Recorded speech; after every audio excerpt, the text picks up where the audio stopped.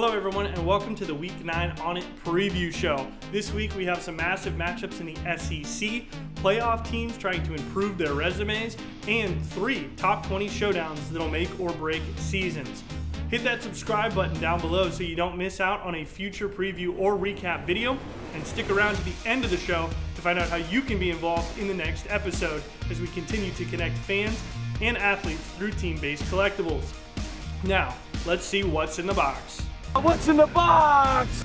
Our Week 9 ONIT preview box will begin with our locally driven but nationally relevant headlines for each of our ONIT teams as they go into their Week 9 contests. We'll also have the Slab Watch, where we showcase some players that maybe will be making the grade in the Sunday recap, and we'll polish it all off with the checklist, showing you what games are important in each time window and some of the players to keep your eye on throughout the day. We'll get right into it by starting off with our ONIT matchups of the week. What better way to start things off than a little in-state rivalry, as Kansas is going to host Kansas State in a battle for the Governor's Cup as part of the Sunflower Showdown. Both teams coming into this game 2-2 in Big 12 play, and each of them had a bye last week, so they're well rested going into the contest in Lawrence. 2 elite quarterbacks taking the field in this one. You got Jalen Daniels on one side for Kansas, and on the other side you have Avery Johnson for K-State. Currently, the Jayhawks are favored in this game, and they're trying to do something that they haven't done the whole time that Jalen Daniels has been there, and not in the last 16 years, which is beat Kansas State. The Wildcats have won 16 straight in this matchup for the Kansas Governor's Cup. Can Kansas finally get it done? Can the Jayhawks snap that losing streak, or will Kansas State continue to roll? We'll find out. It is a 12 Eastern time kick on Saturday, and definitely one to watch if you like seeing great quarterbacks. Alabama versus South Carolina is one of our SEC matchups of the weekend. The Crimson Tide coming to this game, and boy, have they been rolling. 4 straight top 20 wins in a row without a week off, as they now go into Columbia to take on a South Carolina team that's just 3-4, 1-4 in SEC play. Alabama looks like one of the best teams in the country, and part of that has to do with the fact that Ty Simpson has been out of his mind recently. He is a Heisman favorite, and you can see why. He's 153 for 218 passing the ball this year, 18 touchdowns, just 1 interception. And he's been doing that all without Ryan Williams necessarily taking that second-year step, although he did look much better last week in their win over Tennessee, and apparently the nagging injuries are behind him. And then you go to the other side. It's a South Carolina team where Lenora Sellers hasn't been able to get this Gamecock offense to do much of anything. He only has 1,100 yards passing this year, 90 completions, 5 touchdowns to 2 interceptions. This Gamecock offense has just not been able to consistently get into the end zone. That's what you saw last week against Oklahoma, the week before against LSU. So the question of the weekend for South Carolina is, can they find a way to move the ball in this Alabama defense that's led by Justin Jefferson? It's a tall task, but if South Carolina can finally pick up some pieces offensively here at home, they might be able to challenge the Crimson Tide, and I'm looking forward to see how this one shakes out. Our ONIT game of the week is coming to you underneath the bright lights of Tiger Stadium, where number 3 Texas A&M will travel to take on number 20 LSU. For Texas A&M, they're back on the road after escaping Fayetteville with a 45-42 win over Arkansas. LSU returns home trying to lick their wounds after the Tigers fell in Nashville to Vanderbilt. It's one of our top 20 matchups this weekend, and it means everything to both of these teams. Marcel Reed and Garrett Nussmeier have both been phenomenal this season.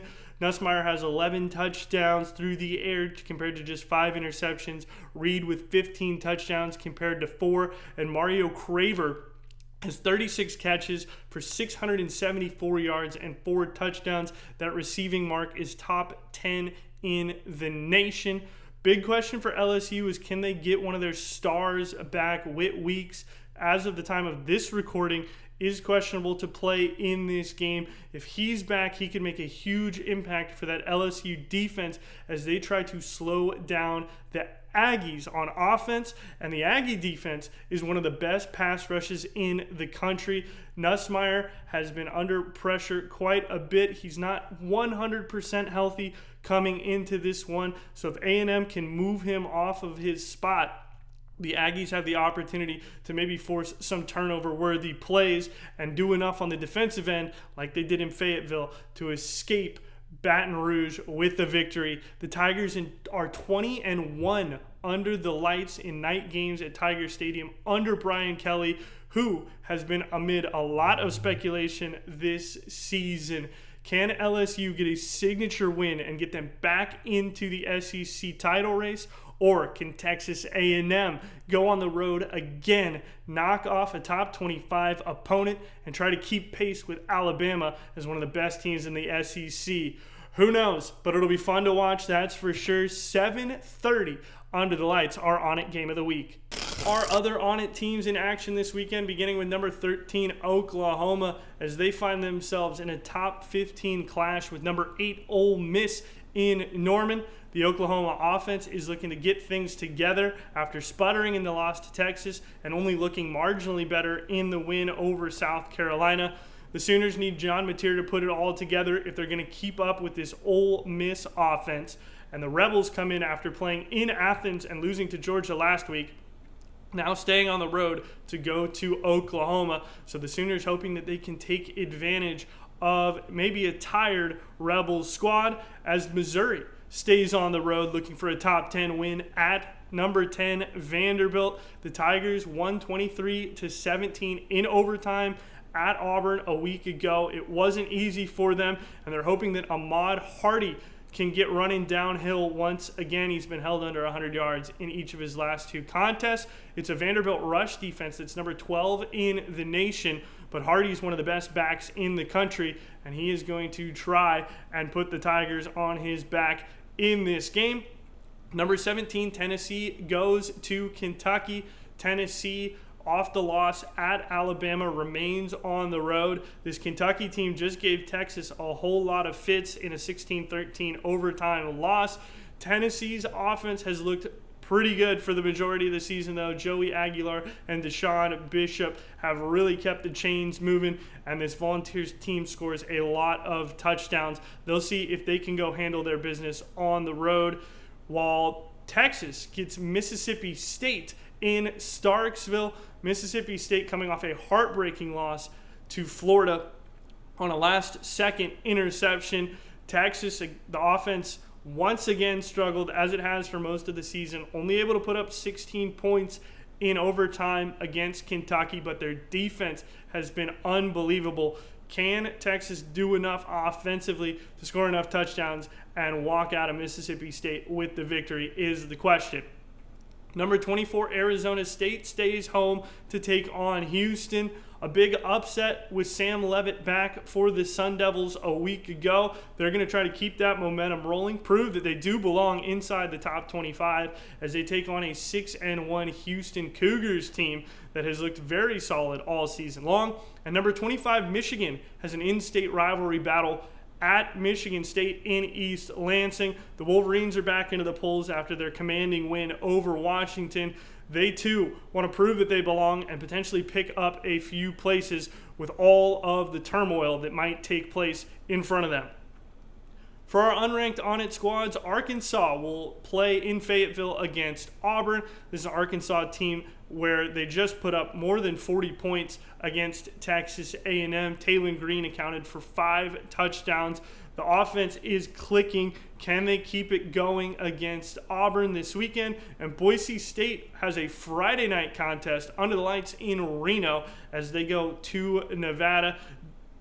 Dylan Riley has been superb for the Broncos as they look to keep the ground game churning. Iowa State has had a bit of an up and down season so far, but they have a get-right spot here trying to upset number 11 BYU in Ames. The undefeated Cougars are coming to town, and Iowa State could very easily get their season right back on track if they could take down BYU on Saturday. Nebraska is another offense trying to get back on schedule after their 24-6 loss at Minnesota.